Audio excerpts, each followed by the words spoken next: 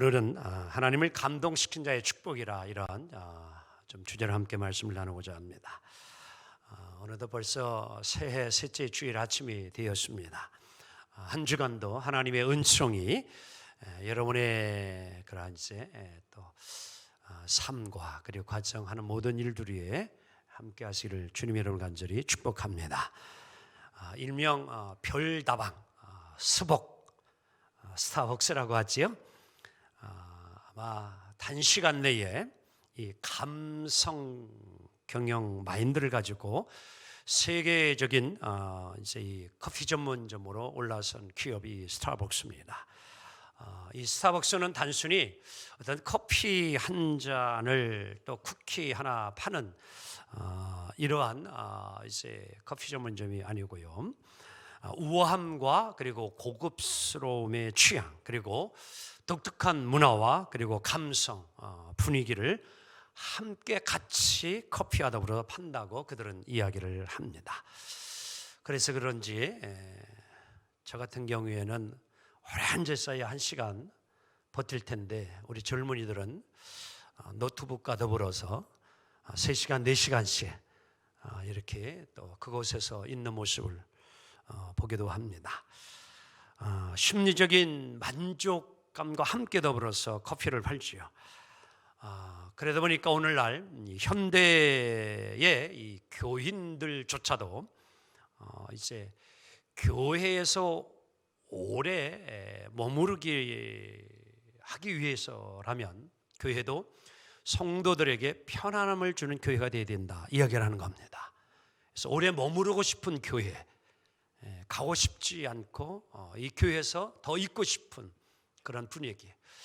지금은 코로나 때문에 그러한 상황을 만들기가 정말 결코 쉽지 않은 때이지만도 이제 그런 것이 필요하다 이런 얘기입니다. 이 책을 하나 소개할게요. 2040 한국교회 조금 볼륨 좀 올려주세요. 미래 지도라는 이런 책이 있는데요. 그 아시아를 대표하는 미래학자입니다. 최윤식 박사이신데요. 이제 한 2013년도에 쓴 책이니까요. 벌써 한 9년 이렇게 돼갑니다.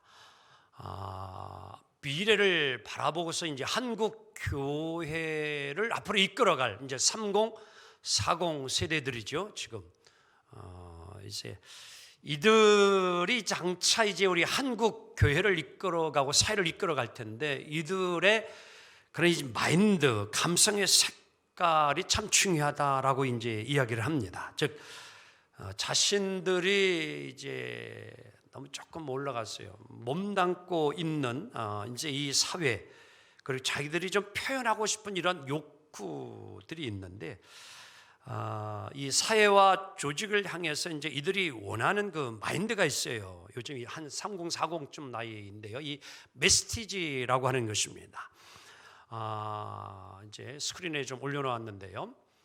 이 단어는 대중을 뜻하는 이 매스라는 단어하고 그리고 명품입니다. 이 프레스티지 그리고 프로덕트. 그래서 이 프레스티지라고 하는 것은 위상입니다.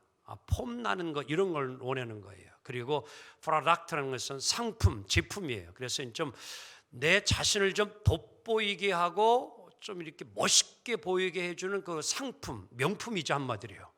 그래서 이 메시지라고 하는 것은 이제 바로 이 대중 속에서 내 자신을 좀 이러한 명품을 통해서 늘 드러내고 싶은 마인드를 가지고 있는 것이 오늘 이 한 30, 40 세대들이 가지고 있는 이제 그런 의식이라 이렇게 이야기합니다. 그래서 비록 그들의 지갑은 얇아도요, 한마디로 돈은 많지 않아도 뭐하고 살고 싶다? 폼사하고 싶다 이런 얘기예요. 한마디로 월세는 살아도 외제차는 끌고 다니고 싶고 명품 가방도 들고 다니고 싶은 또 실제적으로 그렇게 살고 있는 이들이 많이 있습니다. 그게 오늘 우리 현실이에요. 10년 전에 이 미래학자가 그것을 이야기했는데 오늘 2022년 이 시대에 와서는요 이것이 그대로 지금 이루어지고 있는 현상이요 현실임을 보게 되어집니다. 이 최 박사님이 이 책에서 세 가지 산무 시대를 21세기를 이야기하고 있는데요. 무기력한 시대가 될 것이고 무관심한 시대가 될 것이고 무의미한 시대가 될 것이다. 즉 이제 이 3040 세대들은 자기의 일과 관계되지 않는 것에 대해서는요 전혀 무관심하는 겁니다. 나에게 유익이 되고 이익이 되는 것에 대해서는 상당한 관심을 갖고 이제 참여도 하지만도 그렇지 못할 때 교회도 마찬가지겠지요. 나에게 어떤 이익을 주지 못하면은 별로 관심을 갖지 않는, 내게 좀 이익이 되어지면 좀 참여도 하고 관심도 갖지만 그렇게 되지 않을 때는 전혀 무관심한, 그리고 의미를 두려고 하지 아니하는, 이것은 이제 3040 세대만이 아니라 이제 50, 60대가 되고 있는 오늘 이 시대를 살아가는, 회사로부터 강제로 퇴직을 당하고 어려움을 당한 사람들도 역시 이제 무의미한 삶을 살아가게 되어지는 시대가 온다라고 했는데 정말 그 시대가 오늘 우리에게 이루어지고 있습니다. 벌써 우리 성도님 가운데도 40대 중반, 50대 중반만 되더라도 우리 삼성 다니시는 분들은 벌써 퇴직에 대한 고민을 상당히 많이 지금 하고 있는 것을 신방하면서 제가 느낄 수가 있는 것입니다. 60이 되지 않았음에도 불구하고 벌써 뭐예요? 이 퇴직에 대한, 미래에 대한 그러한 불안감과 염려를 늘 가지고 직장 생활하고 있는 오늘 한국 사회의 모습이죠. 그래서 인생의 참된 의미와 가치를 잃어버리는, 그것이 이제 21세기가 되어진다라고 이 미래학자가 이야기를 해놓은 것입니다. 하지만 이보다도 우리 예수님은 2000년 이전에 그 당시에 많은 사람들을 향하여서 감성이 없고 감동이 없는 삶을 살아가는 그들을 향하여서 마태복음 11장 17절에 이렇게 예수님은 이야기를 했습니다. 함께 봅시다. 시작. 이르되 우리가 너희를 향하여 피리를 불어도 너희가 뭐하지 아니하고 춤추지 아니하고 우리가 슬피 울어도 너희가 가슴을 치지 아니하였도다. 감성이 사라지고 감동이 사라지는 이 모습을 우리 예수님이 이야기한 겁니다. 제가 목회 단독 시작한 지가 이제 90년 시작을 했으니 91년도요. 이제 30년이 이제 훨씬 넘었습니다. 단독 목회만 하는 것이. 근데 그 이전에 목사로서 장례식을 집례할 때와 지금의 장례식을 집례할 때의 장례의 분위기는 완전히 달라졌어요. 이제는요 장례식을 치러도요 하간식을 할 때에도 예전 같으면은 정말 유가족들이요 너무 슬피 울어가지고 어떤 때는 제가 집례를 하지 못할 정도로, 하간식을 진행하지 못할 정도로 정말 많이 울었어요. 슬퍼. 그런데 지금은요 어떤 때는요 이게 잔치집인지 제가 헷갈릴 정도로 분위기가 완전히 많이 달라졌습니다. 울려고 하지 않습니다. 감성이 많이 사라졌어요. 요즘 웬만한 영화 감동받기 어렵습니다. 웬만한 드라마 감동받기 쉽지 않습니다. 웬만한 영화 감동 쉽게 주지 않습니다.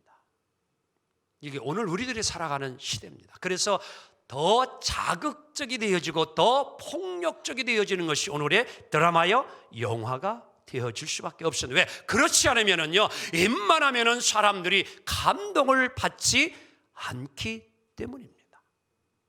설교도요 오늘 여기 있는 저도요 상당히 고민이 많습니다. 왜? 설교가 은혜가 되어야 되는데 감동을 줘야 되는데 웬만큼 설교 준비하지 않고서는요 감동 주기가 너무너무 어렵습니다. 그래서 제가 가운데 머리가 점점 빠지고 있어요. 저도 깜짝 놀랐어요. 앞에서 이렇게 딱 나갈 때는요 이제 머리가 괜찮은데 이렇게 숙여가지고 이렇게 하잖아요. 그럼 여기 허여요 지금. 보통 지금 설교 준비를 하지 않고서는요 쉽지가 않습니다. 감동을, 은혜를 주기가 너무너무 쉽지가 않아요. 그래서 어저께는 식사하면서도 우리 전수사님들이 목사님 설교 준비를 어떻게 합니까? 이렇게 묻더라고요. 어디서 어떻게 하고 있습니까? 뭐 그거 다 지금 이야기할 수 없고요. 오늘 교회의 비신자들을 정착하기 이전에, 오늘 성도님들로 하여금 헌신을 요구하기 이전에 오늘 교회는 목사는 감동을 주지 않으면 어려운 시대가 되었습니다. 교회 건물조차도 이제는 미적 이러한 감동을 줄 수 있는 그러한 건축이 이제 이루어져 가고 있습니다. 하지만 우리는 잊지 말아야 될 것은 감동은 어떠한 감성만을 자극하는 쇼나 인위적인 자극이 되어서는 아니 되고 위로부터 오는 하나님의 은혜를 통한 감동이어야 될 줄로 믿습니다. 사랑과 섬김과 실천도 정말 성령을 통해서 우리에게 주는 그 은혜의 감동이 있을 때에 진정한 헌신이 이루어지고 여러분 믿음의 기쁨이 있을 줄로 믿습니다. 바라옵기는 여기 있는 이 목사만 여러분들에게 감동을 주기 위해서 머리칼이 빠질 정도로 고민하는 목사만 되는 것이 아니고 여러분들도 옆 사람에게 이렇게 이야기합시다. 우리 서로 감동을 주며 삽시다.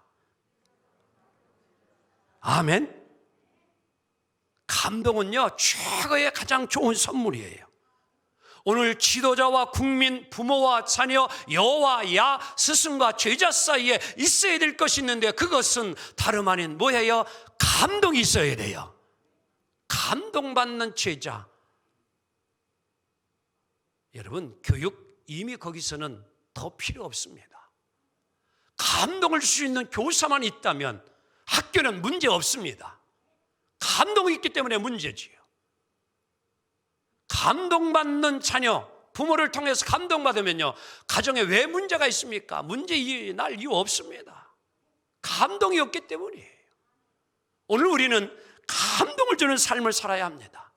우리 옆 사람을 향하여서 엄지를 쫙 쳐들면서 감동 짱 그래봐야 한번 시작. 우리가 살면서 서로 헐뜯고 비방하는 삶 살지 말고요 좀 내 곁에 있는 사람에게 감동을 좀 주는 이 삶이 오늘 우리에게 필요합니다. 오늘 본문 성경에는 하나님을 감동시킨 한 주인공이 등장합니다. 그 사람이 바로 다윗이에요. 다윗은요 이름의 뜻이 하나님의 사랑을 받은 사람 이런 뜻을 가지고 있습니다. 다 같이 하나님의 사랑을 받은 자. 아멘. 그럼 다윗이 태어나자 그 순간부터 하나님의 사랑을 받았는가? 아니에요. 결코 그렇지가 않습니다. 그는 처음부터 복받은 인생이 아니었습니다. 하나님께 사랑받는 인생이 아니었습니다. 사무엘 선지자가 이제 사울왕을 이어서 이스라엘 두 번째 왕을 이제 기름 부어야 되는데 하나님의 이끌림을 받아 이새라는 가정에 가게 되어져요. 그래서 이제 하나님의 그 뜻을 전하여서 그의 아들들을 쭉 오게 합니다. 손을 보는 거예요. 하나님께서 이제 지명해 주면 그에게 기름을 이제 부어서 왕으로 삼으려고 하는데 나단 선지자가 보니까 첫째, 둘째가 다 마음에 드는데 하나님 자신은 마음에 들었는데 하나님은 노를 해버렸어요. 다 7째까지 다 지나가 버렸습니다. 이상하다. 이게 하나님이 이 이세 아들 가운데 기름 부으라고 했는데 이게 끝이면 어떻게 되는 건가? 그래서 묻지요. 또 아들이 있느냐니까 아버지 이새가 우리 저 막내 지금 저 들에서 지금 양을 치고 있다고. 아버지의 마음에는요 다윗은 안중에도 없었어요. 생각도 없었어요. 눈밖에 났는지는 모르겠지만 그는 어떻게 보면은요 취급도 받지 못한 거예요. 그러니까 나단이 어디 또 있느냐니까 우리 막둥이 있다고 빨리 불러오라고. 그러니까 하나님이 뭐예요? 내 마음에 드는다 자. 그래서 나단 선지자가 그에게 기름을 부어요. 이제 왕이 되기 전까지 다윗이 엄청난 도피 생활을 합니다. 많은 고생을 합니다. 고난을 수없이 겪어요. 그러나 그런 것을 다 이겨내고 그는 이제 하나님의 축복의 사람이 되어집니다.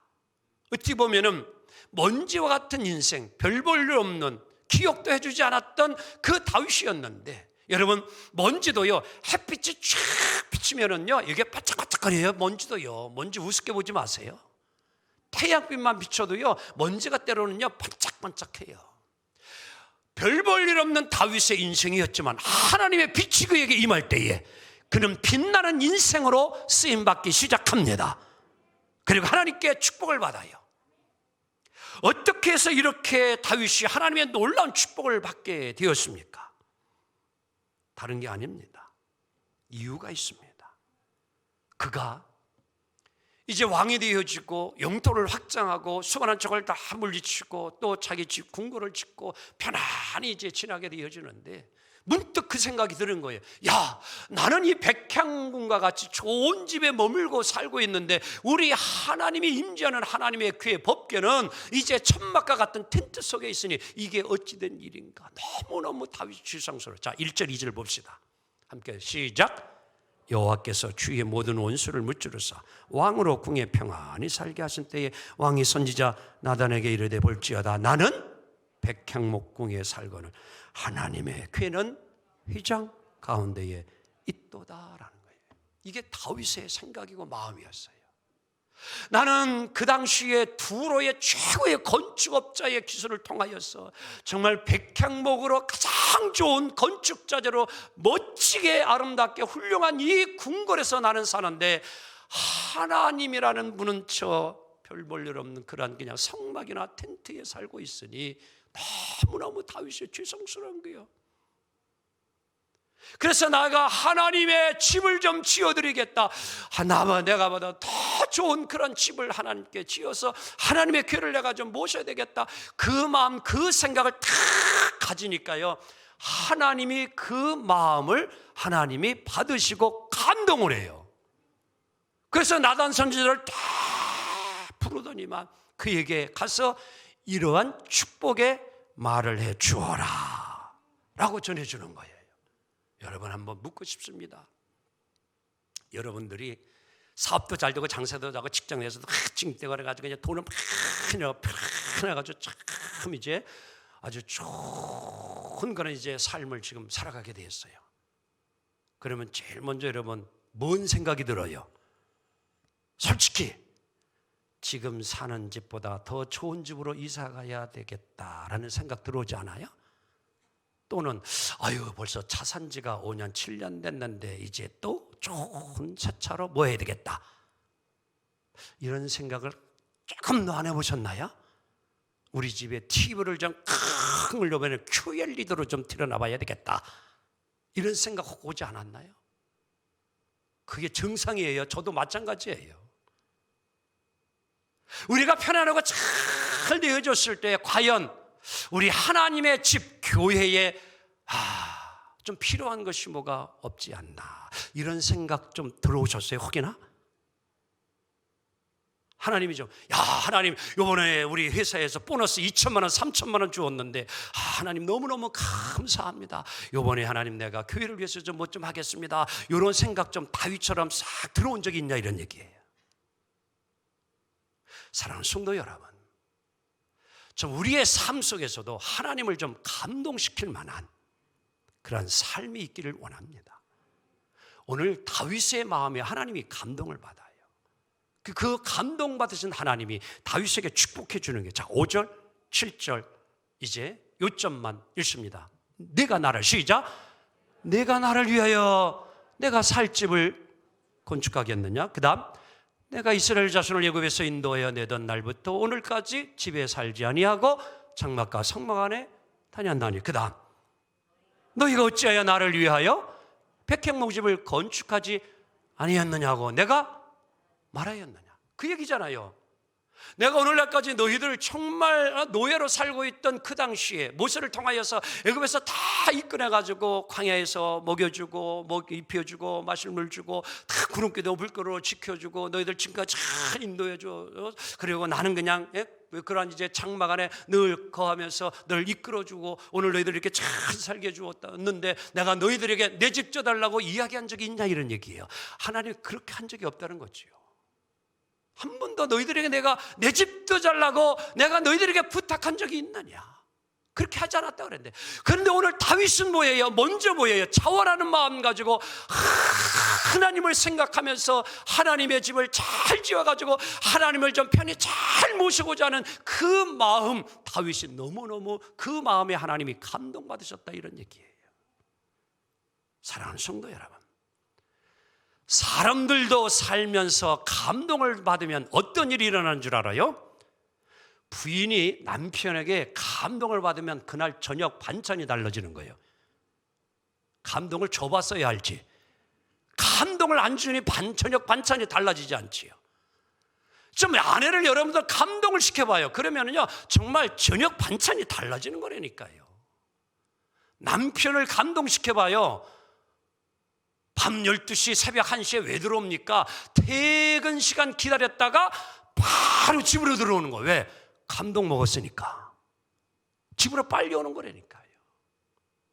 우리 자녀들 부모로부터 용돈을 받고 싶으면 방법은 간단해요. 부모님을 감동시키면 지갑은 저절로 열려요.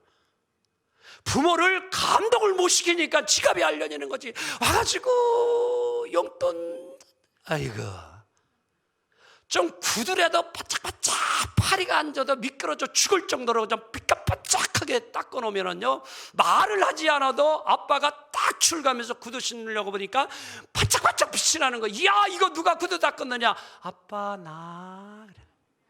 지갑이 여러분 구두 3,000원 4,000원이면 닦는데 10,000원 딱 주는 거 아니야? 배춧잎 주잖아요.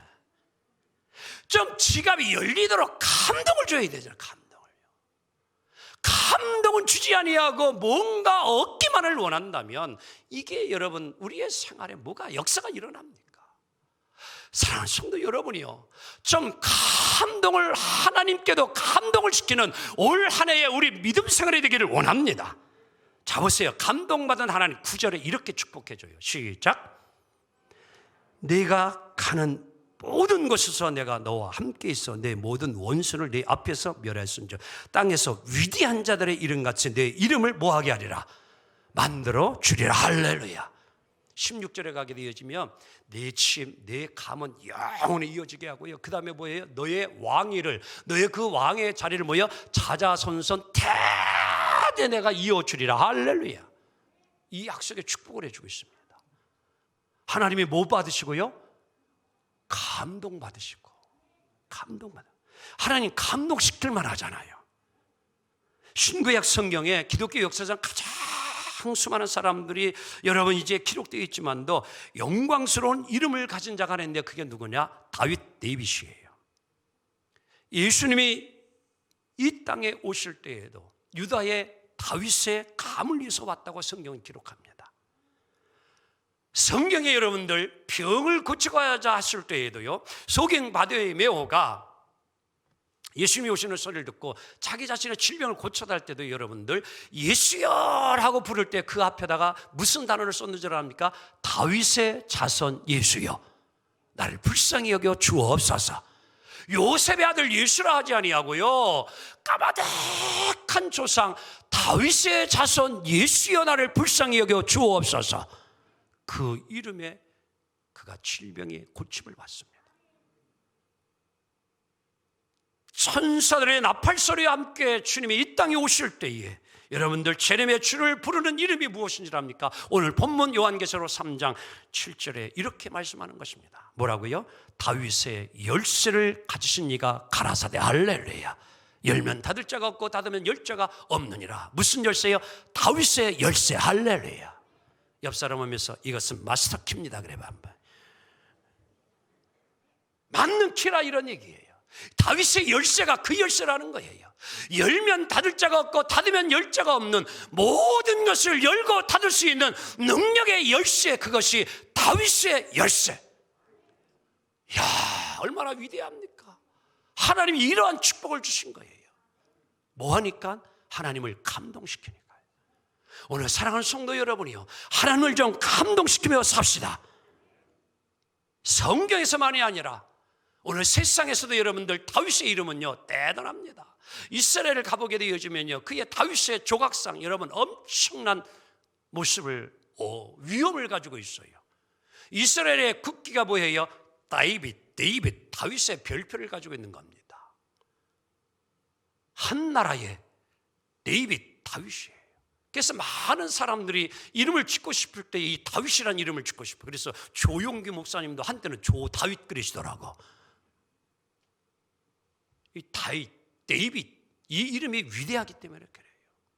사랑하는 성도 여러분, 오늘 이 다윗 이름만이 아니라 성경을 보게 되어지면은요 하나님의 마음을, 주님의 예수님의 마음을 감동시켜서 그의 이름이 영원히 천하에 기억되게 하라는 말씀이 있는데, 다름 아닌 예수님이 십자가를 앞에 두고서 이제 베다니 문둥이 시몬의 집에 가게 되어주는데, 그때에 이 마리아라는 여인이 1년 동안 모아놓은 그 옥합 향유를 가지고 깨뜨려서 예수님의 발에 붓고 자신의 머리털로 예수님의 발을 씻습니다. 보고 있던 가룟 유다가 아이고야 저 아까운 거. 그런데 마리아는 아깝지가 않아요. 왜? 주님께 드리기 때문에. 주님의 죽으심을 준비하는 거예요. 죽음의 마지막 죽음을 준비하는 거예요. 그때 예수님이 뭐라고 했습니까? 마리아는 좋은 일을 행하였도다. 분명히 예수님의 답이었어요. 좋은 일을 행하였도다. 그러면서 마가복음 14장 9절 이렇게 예수님 말씀합니다. 시작. 내가 진실로 너희에게 이르노니 온 천하에 어디서든지 복음이 전파되는 곳에는 이 여자가 행한 일도 말하여 그를 뭐하게 하라? 기억하게 하라. 그 이름을 기억하게 하라. 마리아라는 여인의 이름을 반드시 기억하게 하라. 그래서 지금까지 2000년이 지난 지금도 우리가 마리아라는 이름을 기억하고 부르잖아요. 우리나라 여러분들 대통령 지금 잘 기억해요? 젊은이들 이승만 대통령 이름 별로 안 기억합니다. 어때 태조 이성계 기억합니까 여러분? 오늘 하나님을 감동시킨 다윗 그 이름은요 지금도 불려지고요. 마리아의 이름 그 이름도 불려지고 있어요. 사랑하는 성도 여러분, 이처럼 하나님을 감동시킨 자를 하나님은 뭐예요? 그의 이름을 그의 명예를 높여주심을 믿습니다. 경영학 이론에 이러한 논리가 있습니다. 시작. 돈을 벌려면 고객을 설득하려고 하지 말고 감동하게 하라. 고객은 설득당하는 것을 뭐한다? 싫어한다. 여기에 저는 고객이라는 단어에 하나님을 좀 넣고 싶어요. 별 문제 없을 것 같아요. 하나님을 감동시켜라. 하나님을 설득하려고 하지 말고 뭐하게 하라? 감동하게 하라. 하나님은 설득당하는 것을 뭐예요? 여러분, 하나님을 설득하려고 하지 마세요. 어떤 때 내 기도가 응답이 안 되니까 하나님을 엄포를 두려고 해요. 하나님 응답해 주님, 나 이제 교회 안 나갈 거예요. 하나님 눈 하나 깜짝 안 해요. 하나님을 좀 감동을 시키려고 해보세요. 시기의 눈물의 기도에 하나님이 감동하시고 한나의 눈물의 기도에 하나님이 감동하시고, 우리가 좀 하나님을 좀 감동시켜 봅시다. 하나님이 그냥 계시겠습니까? 사랑하는 성도 여러분이요, 하나님을 감동시키면 하나님은 그러한 자에게 그냥 계시지 않습니다. 아브라함이 이삭을 이름으로 하나님을 감동시켜서 믿음의 조상, 축복의 조상이 되었습니다. 욥은 인내함으로 하나님을 감동시킴으로 그는 갑절의 복을 받았습니다. 아멘 좀 하세요. 솔로몬은 1000번째를 하나님께 드림으로 감동받아 부귀영화, 온 세상 사람의 솔로몬과 같이 앞에도 없고 뒤에도 없는 부귀영화, 지혜, 축복을 받을 믿습니다. 왜? 오로지 하나님을 감동시켰기 때문이에요. 사랑하는 성도 여러분, 사도행전 13장 22절에 하나님의 마음을 감동시킨 다윗에게 하나님이 이렇게 말씀합니다. 함께 읽고 마칩니다. 시작. 다윗을 왕으로 세우시고 증언하여 이르시되 내가 이새의 아들 다윗을 만나니 내 마음에 맞는 사람이라. 내 뜻을 다 이루리라. 우리 모두 다윗처럼 하나님의 마음을 좀 감동시킴으로 우리의 이름 또한 위대하게 여러분 쓰임받고 놀라운 은혜로 하나님이 늘 아름답게 보고 쓰는 사람으로 남은 삶을 이루어가기를 주 이름으로 축복합니다. 아멘.